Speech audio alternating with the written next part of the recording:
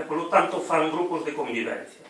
No caso dos do Corgo, en primeiro da ESO, xa sufren o cambio de pasar daqui, do Corgo, a pasar a Lugo, adáptanse a outro entorno, e aí está o fondo do problema, como decía Mario antes, en eso coincido totalmente. Fai 5 anos implantouse a ESO en Galicia. Implantouse, ben sabemos todos, o alcalde do Corgo considerou oportuno daquela, é certo que a comunidade social non protestou tanto, o alcalde do Corgo considerou oportuno que os pequenos daqui do Corgo non tuveran ESO.